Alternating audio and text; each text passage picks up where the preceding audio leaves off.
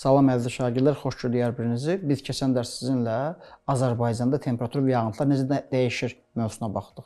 İndi həmin mövzunun tapşırıqlarına tanış olaq. İlk tapşırıq səhifə 22-də verilib, 2 nömrə tapşırıqdır. Bizdən soruşur ki, dərslikdən və ölkəmizin iqlim xəritəsindən istifadə edərək cədvəli tamamlayın. Baxaq xəritəyə.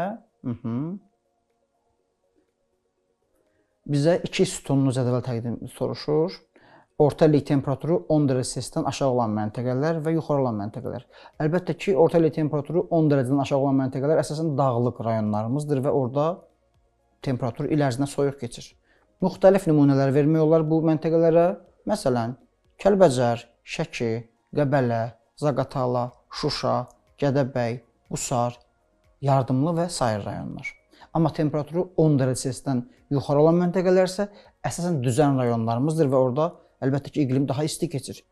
Müxtəlif nümunələr vermək olar. Məsələn, Bakı, Sumqayıt, Naxçıvan, Kürdəmir, Salyan, Mingəçevir, Yevlax və sair məntəqələr sualın cavabı ola bilər. Sıradakı çalışma səhifə 23-də verilib. Bir məsələdir. Böyük Qafqaz dağlarında yerləşən Bazardüz zirvəsi 4466 metr, Kiçik Qafqaz dağlarında yerləşən Kəpəz zirvəsi isə 3066 metrdir. Bu iki zirvə arasındakı temperatur fərqini tapın. Məsələnin həlli belə olacaq uşaqlar. Əvvəlcə zirvələri bir-birindən çıxırıq və bilirik ki, yüksəyə doğru qalxdıqca havanın temperaturu hər 100 metrdə 0,6 dərəcə dəyişir. Zirvələrin fərqi 1400 metrdir. Temperatur əgər standart olaraq yüksəyə qalxdıqca hər 100 metrdə 0,6 dərəcə dəyişirsə, 1400 metrdə də 8,4 dərəcə Selsius dəyişəcəkdir. Və sıradakı çalışmamız səhifə 24-də 4 nömrəli tapşırıqdır. Ölkəmizin yağıntılar xəritəsindən əsasən sualları cavablandırın. Baxaq xəritəyə.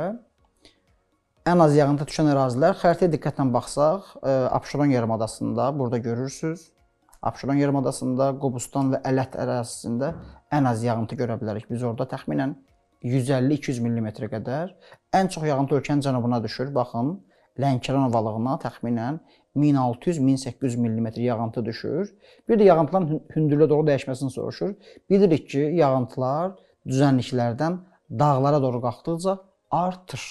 Dağlar daha rütubətlidir Azərbaycanda. Tapşırıqların izahı bu qədər. Gələn dərslərdə görüşənə qədər sağ olun uşaqlar.